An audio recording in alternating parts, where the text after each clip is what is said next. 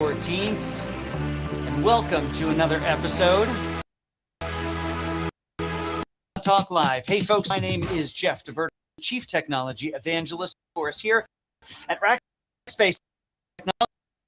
If you are in or maybe even work for a company who is centered out of here, you know that today, well, it's Valentine's Day, and we've got a special Valentine's episode, and we're pretty doggone excited about what's going to happen here. So apparently we've got a little lag happening this morning. It'll all even out. These first little internet jitters always show up when we kick off here. So everyone, again, welcome. My name is Jeff DeVerter, Chief Technology Evangelist here, and this is our weekly episode of the Cloud Talk Live show. And I'm so glad that you are here. And I've got a special guest for you today. You see, normally what we do around these parts is we will bring a guest out and we have a talk about a specific subject. Well, we sort of are doing that today, but it's going to be all encompassing. You're going to want to stick around for this. But as you know, there's a usual format for how we do things around these parts. And it starts with you telling me who you are. So go ahead and introduce yourself. Type your little name in there in the comment section. Tell me who you are. Tell us where you are, and we're going to want you, as the show progresses, well, to participate. This isn't just Ben and I having a conversation. It's Ben and I chatting while you guys join in with your comments. We grab those comments, we integrate them into the conversation. So I do hope that you will do that. All right. So with that, let's continue into the show here. As I mentioned, you can always get a hold of us by reaching out to us at solve@rackspace.com. That's if you want to send us a little show idea. Maybe you've got some input you've got for us. This is the place that you're going to want to go and do that. Hey, Michael from Houston is back. Glad that you're here.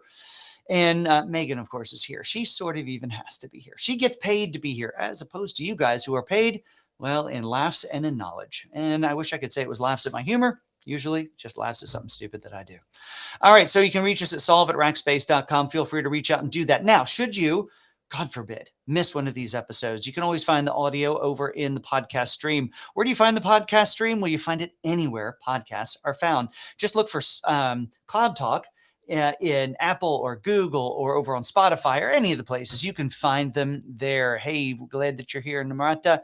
And oh my gosh, all kinds of folks coming in from India. We're glad that you guys are all here as well. All right, so reach out to us. Find us over on the podcast stream. If we're not already connected on the LinkedIn, let's do that as well. You know, I do post a few things from time to time, and it would also make it a whole lot easier for you to get a hold of me. You can always send an email, but you can always just message me over on LinkedIn. Hey, Philly's here today. Glad that you're here. Go hang out with Daniel. See if he wants to go get some lunch, maybe a coffee. That'd be a lot of fun.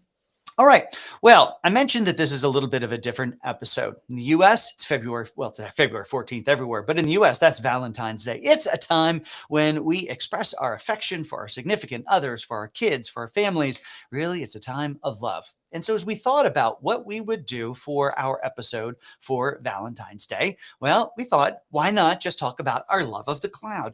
And what a better way to do that than to talk about how the cloud is making a significant impact in our lives, in the lives of individual companies, and not just ones relegated to a certain geography, but to places all over the world. So with that, I'm going to bring up my partner in crime. We spend a ton of time together hanging out here at Rackspace. His name is Ben Blanquera, one of the most connected people in the greater Ohio area. Scary place to be if you're around those train tracks, but he's in Florida, so he's safe for the day. So Ben, welcome to the program. Hi, Jeff. Welcome, everyone. It is a thrill to be here on Valentine's Day. Ben, I had walk-up music for you. Let me find it real quick. Where did I put it? Yeah. So you're old enough to probably remember what this is from. Let's just see if anybody in the audience can figure it out. I don't know. Remember that TV show? Early 80s, late 70s, maybe even? Come on. Oh, you guys can't hear it. Wonder why. Well, if you could hear it, you would be hearing the theme to The Love Boat. Remember that show? Oh my God. I was on that boat once. I took Yeah. Princess, right? Princess Cruise Lines. You could take it from Vancouver through Alaska. That's incredible. Well, Ben, we're here to talk about cloudy stuff. You've been working in IT for just a couple of months, maybe a year or two now. Okay, maybe a couple of decades now. Well, decades. Yeah. So you and I met last week, and we thought, all right. So what are we going to talk about here? Mhm. As we thought, we're talking about for the love of the cloud. What are ways that we find that the cloud is making significant impacts in the world? And so we sort of group things up by different categories. Captain Steuben, that's right, Leo. Yeah, awesome. So different categories. So why don't you lead us off, Ben? What is one of the categories and the topics that you really are excited about how the cloud is making an impact in our world and in the lives of us individually as well as our companies? Yeah, absolutely. When I think about, put my sit down in my chair, close my eyes, say, okay, what has been sort of some of the material impact that technology has made on our lives? I think about healthcare.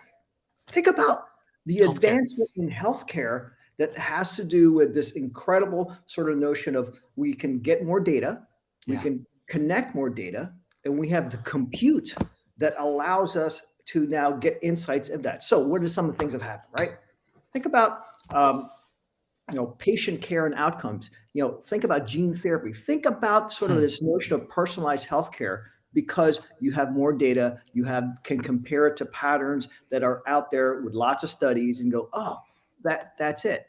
Um, think about remote healthcare. I mean, Yeah. think about COVID, right? I mean, all of a sudden, this notion of telehealth, which was foreign a couple of years ago, now it's how we do it, right?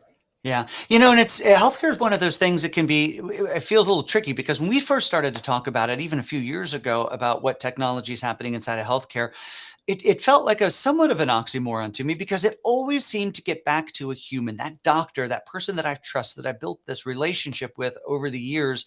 Granted, they might be using a big fancy MRI machine or, now an easier way to grab my heart rate and blood pressure and such.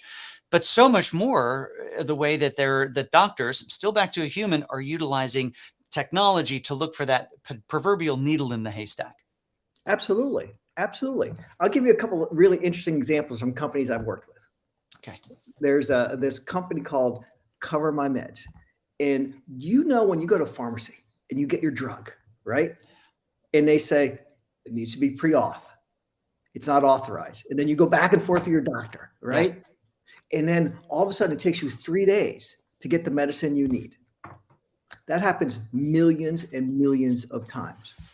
And so Even a this day. Yeah. right? So this little company, Cover My Meds, they were able to make that electronic between providers and payers.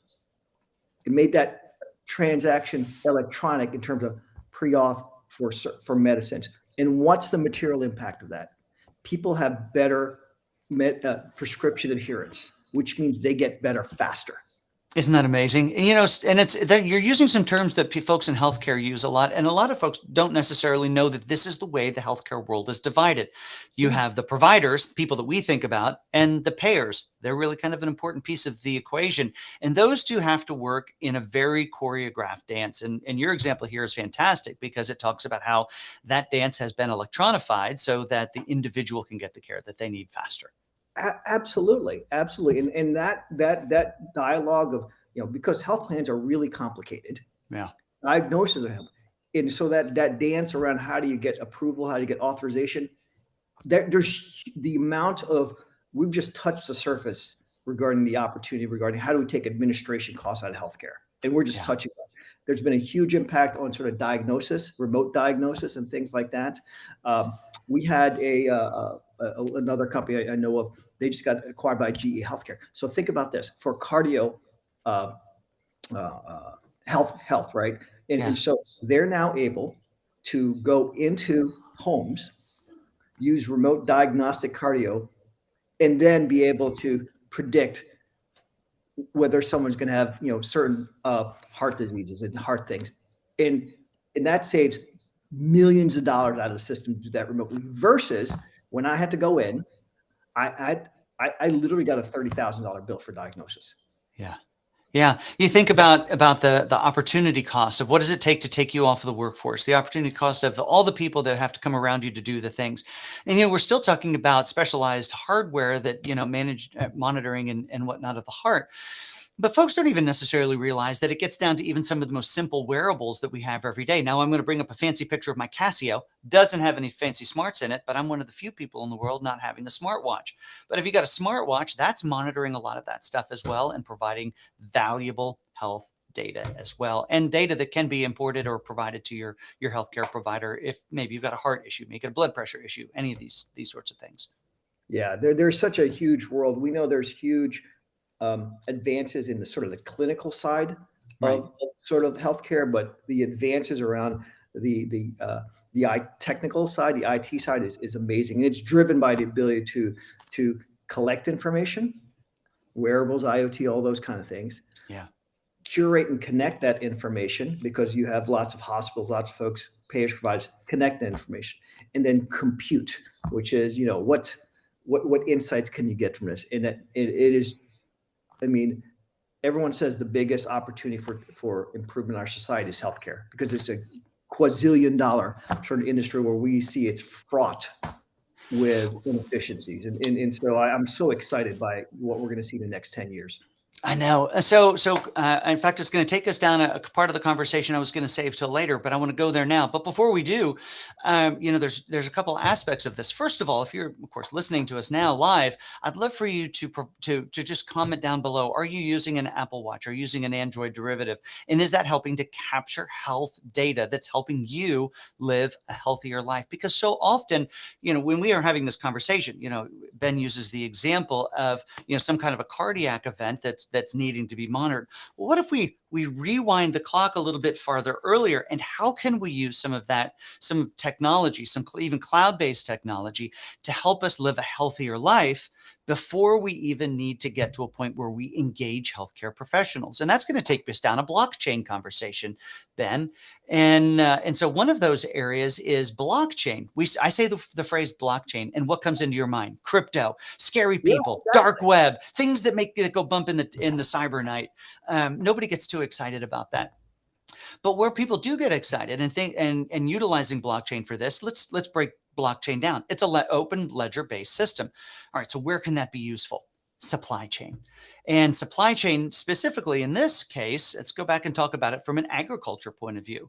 How many times have we heard in the past year that a recall on lettuce is impacting large national grocery store chains? And so what do? They go and somebody gets sick in some location, and the last meal that they had was that beautiful salad from wherever they got the salad from, some bag of something. I don't want to implicate anybody at this point because everybody's been good. So what do? They have this knee-jerk reaction that says somebody got sick. Rightly, the only thing we can do is pull it all off the shelf.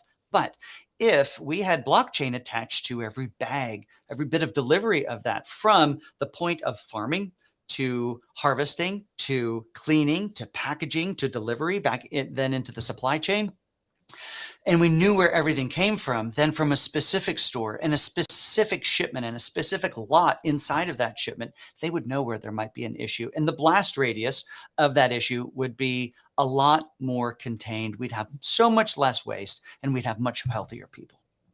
I think that is such a big application, like the lineage, and more people as more folks are more conscious of the food they eat, just thinking about understanding that there's clear lineage. Where did this stuff come from? Versus just accepting it's on a shelf. Well, where did it come from?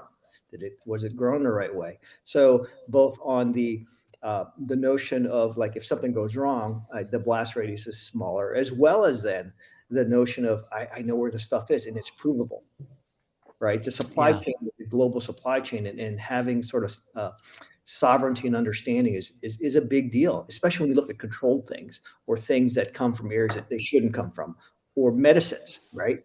It's a big deal.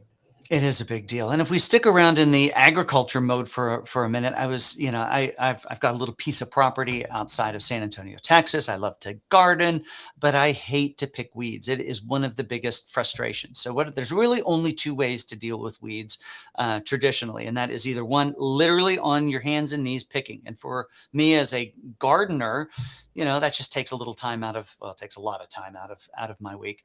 If it's a large scale, that well, you have two options. You can either hire lots of people to get on their hands and knees and pick the weed out, or you spray. Well, there's a new,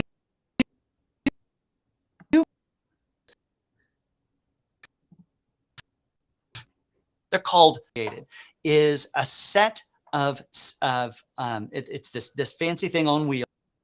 It can either be pulled by a tractor or it could be, and by utilizing a basic AI model from it can identify what's a plant and what's a weed, and if weed, it zaps it with a laser. Oh my God, are you serious? Yeah, and this thing's the kind of thing that can work day and night, 24 hours a day, 7 days a week. It doesn't complain.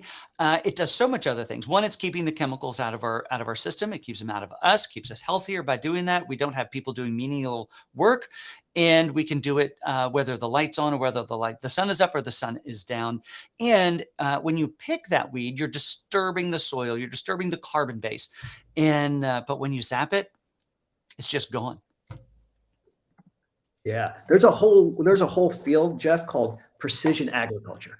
It is a field of study.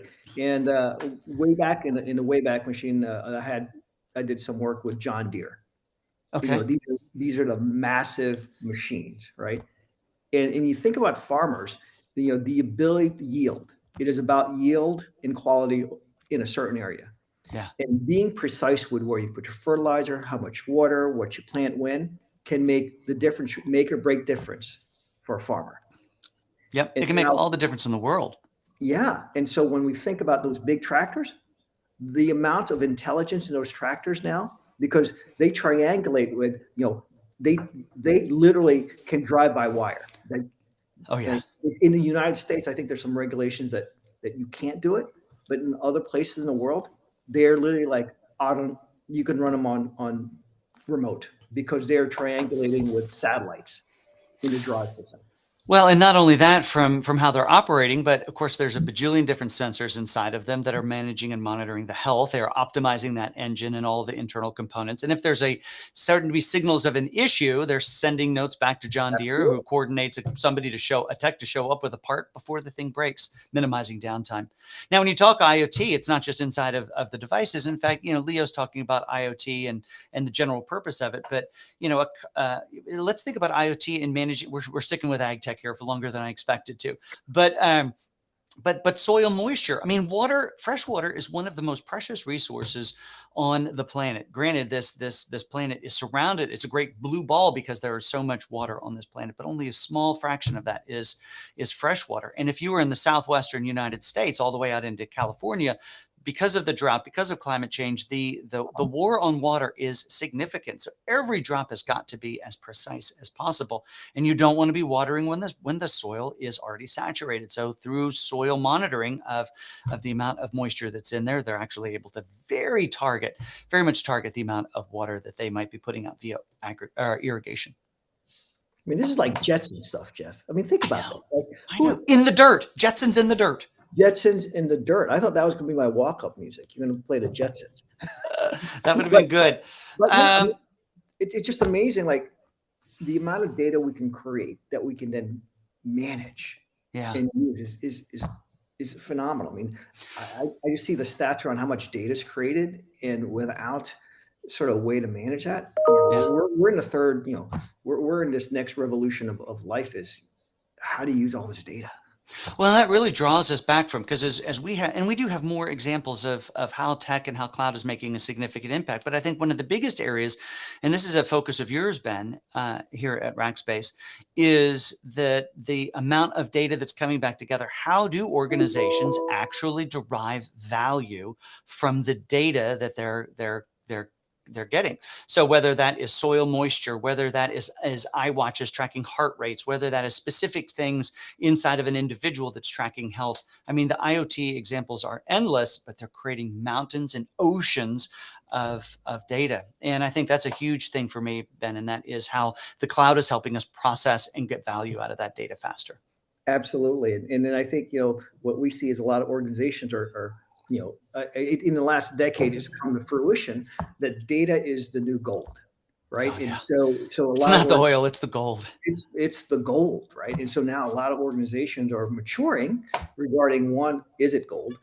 They get it, right? And then all the practices around governing it so that it's like garbage in, garbage out. Like putting bad gas in a car, it's not going to run well. So That's right. so a lot of organizations are going back to how do I what is my data? How do I manage it? How do I govern it? And that by itself is a whole massive field we could talk about for an hour. Yep. Well, we've talked about, we came at it from a healthcare angle that took us down the IoT road. I drove the IoT road back out into the dirt from an ag tech point of view. But now let's talk about companies that are taking these mountains of data and driving a customer experience. You've got some examples of how the cloud is helping with customer experience. Well, I think the quintessential example that most people have is you go to Amazon. Yeah. And then you go other customer experience is I'm spending too much, if that's what you mean. Well, it's funny. I think about it. They make the customer experience so easy and simple that it is seamless, and you're spending a ton of money, but you can't help yourself. It's about ease of use, and I want it now. I mean, it has fueled this notion. But the point is, when you think about e-commerce, this whole notion of like 20 years ago, if you could say I could go online and it shows up in a week, it'd be a great deal. Like I know, we'd be thrilled with that. Now you have deliveries that within, the next 2 hours it could show up. And we get mad if it doesn't show up in a day or two. Think about that. And if I can't have it tomorrow, I don't want it. And then, by the way, the reverse supply, like I don't like it. I expect to return it and it goes someplace, right? Yeah. We got some friends who literally get angry if they can't return it or the return postage isn't paid. Exactly. So, but from a customer experience, right? All these transactions around finding information, comparing information, getting recommendations, they've all been, electronified. And so now we have, and by the way, we got these machines here that have more compute power than, NASA rockets, from 15 years ago, these little phones that we have, right? Yeah. And it's amazing, right? You think about like our ability, and we have gotten spoiled. But it's all because of the advancement in technology that allows us to find stuff when we want it, get it where we want it, and it shows up. Yep. That's now, Ben, you and I are sort of tasked with helping around what we call thought leadership here at Rackspace. And that is, how do we help the world understand what we do? And part of that then also means we have to look at this greater thing that we're providing here and put it into, I'll call it story-based form. And one of those areas is how we get all of our Rackers to work better together. But it's not a problem that is relegated just to our company. How people are working has 100% shifted because of what happened to us through the whole COVID experience. The everybody goes back to the office mantra doesn't exist anymore. And one area, Ben, that I find cloud making a significant impact, and I used to think it was very gimmicky. I'm not on the gimmick path anymore. And I think that once the technology matures a little bit more, we're going to find it much more compelling. And that is, and I hate the term right now, though, is metaverse. In the way that we're utilizing AR and VR to work and collaborate better together. I think the future of work is really going to be wrapped up in how do we create collective experiences, even though our folks may be in remote locations. And that could be, hey, Ben, we got a meeting in San Antonio, and you're like, goggles on, here we go. Or it may be, hey, we're going to create a collaboration room that is virtual for everyone. It's going to be set on the space station because it can be set anywhere, and it's nothing but whiteboards in space. I think the future work is going to be defined by metaverse. And we are going to go into the matrix in the next 20. I know it's a slippery slope, isn't it? Now we've got to get away from where it is, a bulky, sit on my head, goofy looking goggles. Now that works out great when I'm doing my supernatural workouts. By the way, if anybody's a supernatural person on Quest, let me know.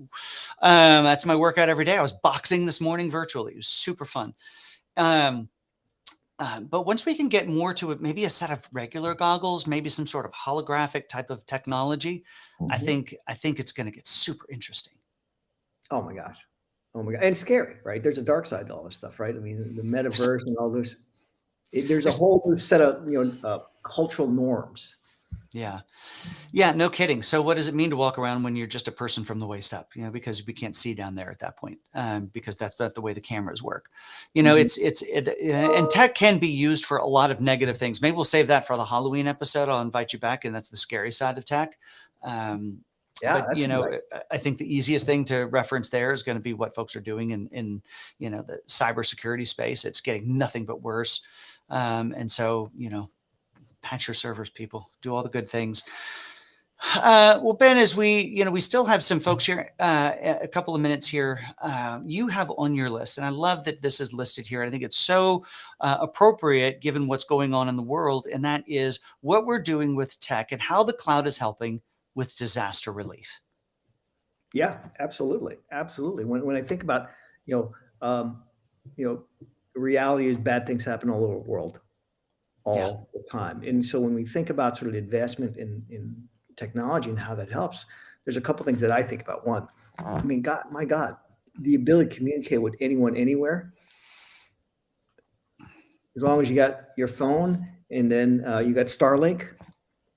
There you go. You're working. Just a fundamental sort of basic around being successful in disasters is you can communicate. Yep.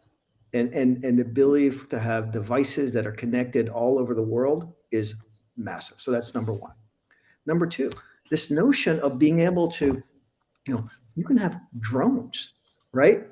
Fly around, see what's happened, and send it back. I have a colleague. His business is providing software and equipment to like fire stations. When there's something that happens, the drone will take off to a building that's on fire. Really? And send back pictures to the folks driving to it so they know what to do. That's incredible. That's incredible. We helped with a whole workload out of the Boston Fire Department. And so we created this entire app, all this tech that would go into the helmet of a firefighter as they go into a burning structure. The fire chief has a tablet and they can see where everybody is. They can monitor CO2 levels. They can monitor temperatures. They can communicate. They know who is where and what they're up to and can direct them even when they can't see themselves. That is just amazing. And the reality is it's here. This isn't futuristic. That's not Jetsons out in 2020. Well, this is 2023. It's here now. But yeah, the things are here. And so I think, I spent a fair amount of time looking at trends and things like that. And it is, the Jetsons are here. You just don't know they're here. Well, what's cool about it, Ben, is I think that the potential for the Jetsons are absolutely here. And we're at that cusp where not everything has been invented based on where technology is today. And that creates a significant amount of opportunity, not just for individuals, but for companies. Because I would venture to say there isn't anything that anybody couldn't imagine they wanted to do today that isn't available and could be executed based on the tech we have today. Now, personal hover suits, the Back to the Future hovering skateboard, there's a few things that are still out there. But when we think about everything else, if you can imagine it, the tech really is here to support it. Oh, it is. And it's just the beginning. I mean, I think, much like my mom, she has no idea how to use this phone, right? Yeah. She wants a flip phone, right? Our kids are going to laugh at us at the things we don't understand that they're going to do because we can't even imagine it.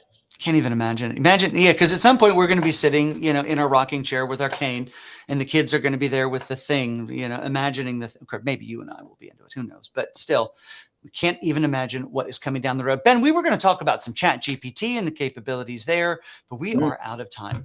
So we're going to have to come back and do this again. Maybe this becomes a quarterly episode where it is, let's just dream up what we could do with the tech that exists today. Personally, I want to go out and find me a robotic weeder so that I can laser weeder so that I can point that at my garden and not have to worry about it anymore.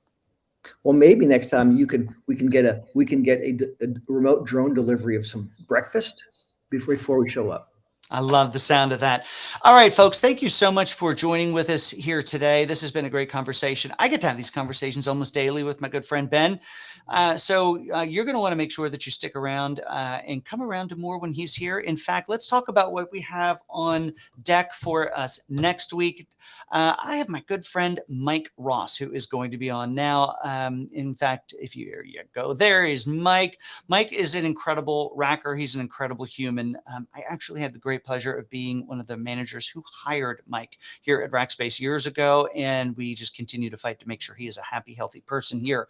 Well, he is going to come on to the show and talk about here at Rackspace what we call Racker Resource Groups, or RRGs, and that's where we find different communities that want to join together. We give them resources, we give them time, so that they can foster those communities inside of Rackspace. And Mike is the president of our RRG called Rise, and that he's going to come on and we're going to highlight the achievement and discuss what African-American workers are doing here at Rackspace. Mike gets to shepherd that. He's got some great stories to share with you and an amazing story about his mom. So that is going to do it for us here this week, folks. I'm so glad that you took the time to be a part of the conversation, and thank you, Ben, for being here as well. This audio will be in the podcast stream, so make sure that you subscribe there. Folks, my name is Jeff DeVerter. I am the Chief Technology Evangelist for us here at Rackspace.